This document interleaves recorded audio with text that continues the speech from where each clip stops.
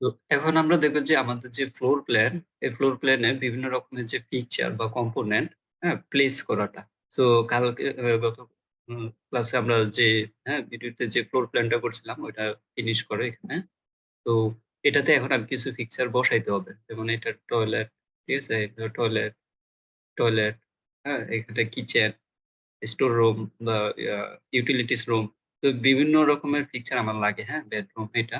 তো আমি এখানে একটা এক্সাম্পল দেখাই এটারই। ধরো জিনিস এটা যে বিভিন্ন রকমের ফিচার বসানো আছে। যেমন কিচেনের মতো করে ক্যাবিনেট, রেফ্রিজারেটর বা এখানে ওয়াশার, ড্রায়ার, তারপর ওয়াটার হিটার, বাথরুম ফিচার। তো এরকমভাবে আমি জাস্ট এখানে কয়েকটা জিনিস দেখবো যে কয়েকটা কিভাবে করতে হয়। সাপোজ এই টয়লেটে আমার কি আছে? আ একটা আ মানে ভ্যানিটি আছে, একটা আ আ টয়লেট আছে, আরেকটা কি বাথটাব আছে। ঠিক আছে? তো সেম এটা তো সেম, এটা তো সেম। আর এদিকে কিচেনের সেটআপ। ঠিক আছে? তো এটা কিভাবে করতে হয় যে আমার এখানে আ আর্কিটেকচার ট্যাবের ভিতরে যে কম্পোনেন্ট আছে, এই কম্পোনেন্ট থেকে প্লেস এই কম্পোনেন্ট। ঠিক আছে? এটা দিব আমি। তো বাই ডিফল্ট এটা একটা ডেস্ক আছে এখানে। তো আমার তো এখন টয়লেটের জন্য যে পিকচার লাগে এই পিকচারটা আমি এখান থেকে দেখব যে এই পিকচারটা আছে কিনা। তো এখানে যদি না থাকে, হ্যাঁ? এটা কি করতে হবে আমার আ ইনপুট করে নিয়ে আসতে হবে। যেভাবে বা এখানে আমি একটু সার্চ করি। সাপোজ আমি আ ভেনিটি আমার এখানে নাই। ঠিক আছে? সো সমস্যা নাই। আমি এখানে অনেক সময় শো নাও করতে পারে। আমি ফ্যামিলিতে একটু চেক দেই আমার এখানে আছে কিনা। তো আমি ও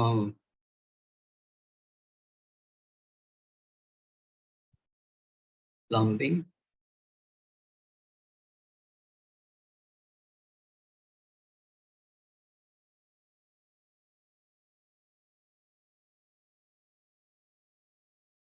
আচ্ছা এখানে মানে আমার প্রজেক্ট ইনসার্ট করা নাই। ঠিক আছে? সো আমি এটা ইনসার্ট করব কিভাবে? অটোডেস্ক যে আমার লাইব্রেরি বা আমার যদি আলাদা বা ইয়া থাকে। তো ২ রকমের আমরা তো এর আগে দেখছিলাম যে ইনসার্ট করাটা শুধুমাত্র অটোডেস্ক লাইব্রেরি থেকে।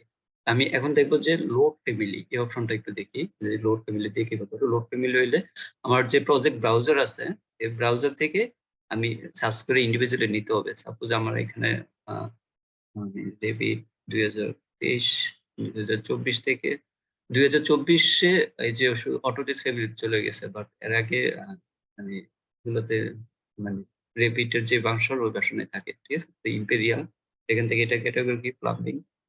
আমি প্লাম্বিং এ গেলাম। এখানে আর্কিটেকচারাল, ইকুইপমেন্ট, ওয়াটার হিটার। আচ্ছা আমি ওয়াটার হিটারটা লোড করি আগে। ওপেন। ঠিক আছে? তো আমার এটা ওয়াটার হিটার লোড করা আছে। আমি যদি এখান থেকে কম্পোনেন্ট এ যাই, ওয়াটার হিটারটা আছে। আমি এখানে একটা ওয়াটার হিটার প্লেস করে দেই। যে ওয়াটার হিটার। ওকে। আমি উম আবার ইনসার্ট এ যাই।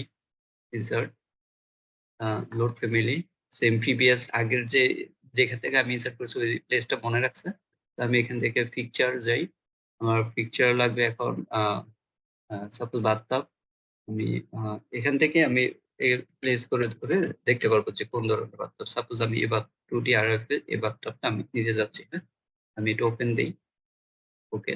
তো এই বাথটাবটা আমার মানে এখানে চলে আসছে। এখন আমি এখানে বাথটাবটার মুখটা আছে ওইদিকে, হ্যাঁ? আমি যদি স্পেস বার ক্লিক করি এটা ঘুরবে। ঠিক আছে? স্পেস আমি এখানে এটা ফিট করি।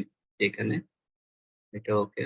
তারপর আবার হুম, এখানে সাপোজ এটা আবার এদিকে আমি এখানে ফিট করি। ওকে। তো আমার বাথটাব প্লেস হইছে। আমি আবার গেলাম। ওকে। সো আমার এখন বাথটাবটা ডিটেইলে দেখাচ্ছে না। কারণ আমার এখানে যে কোর্স আছে আমি যদি ফাইন দেই তাহলে এটা মানে ক্লিয়ারলি দেখাবে। ঠিক আছে? এই যে এরকম। এটা আবার অন্য টাইপের ছিল।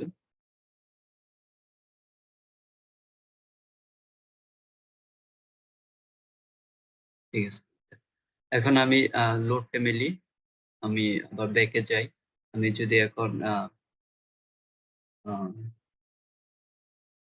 সিঙ্ক, কিচেনের সিঙ্ক, ডাবল বা কিচেন আইল্যান্ড, হ্যাঁ? তো এরকম আমার মানে অবজার্ভ করে দেখতে হবে যে কোনটা মানে আমার দরকার। ঠিক আছে?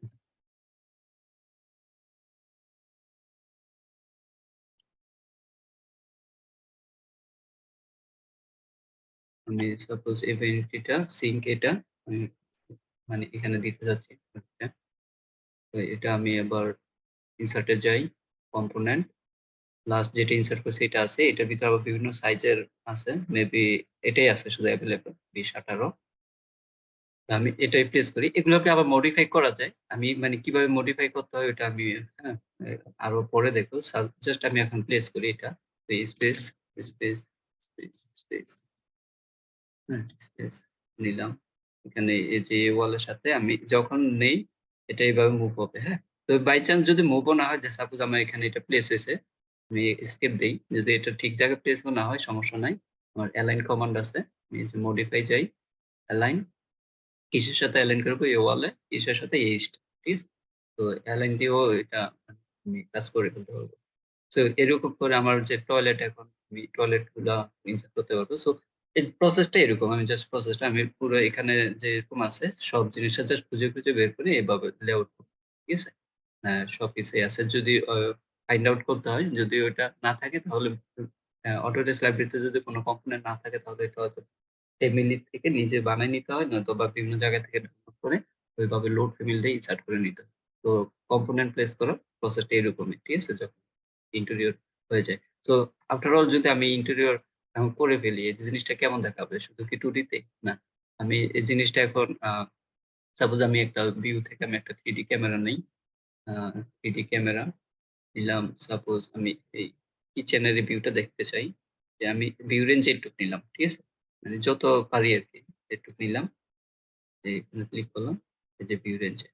আমার কিন্তু এই যে প্লেস করার সাথে, সাথে আমার কিন্তু একটা ইন্টেরিয়র 3D ও হয়ে গেছে। যে আমি একটু আমার crop region যেটা আছে এটা একটু করি, বড় করি। তো এটা হচ্ছে crop region যেটা আমি করতেছি। আমি চাইলে crop region টা এই যে এখানে এক্সটেন্স যে crop view আমি যদি অফ করে দেই তাহলে আমার পুরাটাই দেখাবে। মানে যা আছে ওটা পুরাটাই দেখাবে। আমি যদি crop view দেই, আমি জুম টু ফিট দেই, জুম টু ফিট আচ্ছা আমি এখান থেকে আবার 3D view না পেলে আমি আবার 3D view এটাতে যাই। এটা ক্লোজ করি আমি।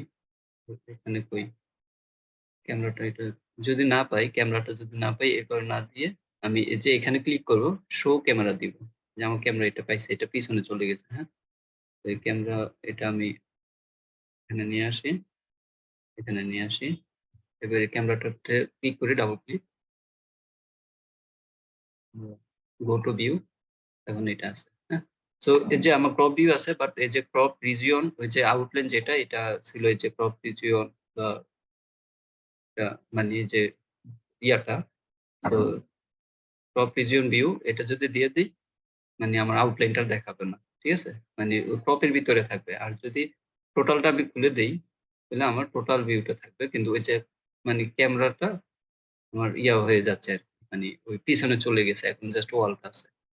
তো যাই হোক আমি ক্রপ ভিউ তে রাখবো। তো এটা হচ্ছে মানে দেখানোর মানে রিজন হচ্ছে যে এটা। তো এখানে যে আমি ক্যামেরা প্লেস করার পর ক্যামেরা যদি না পাই, যে ভিউর ক্যামেরা ওখানে ক্লিক করে জাস্ট শো ক্যামেরা দিলে আমার ক্যামেরাটা দেখাবে। আমি যখন ওই যে ব্যাক এ গেছি আমার ক্যামেরাটা ব্যাক এ চলে গেছে। সেজন্য আমি জাস্ট ওয়ালটা দেখতে পাচ্ছি।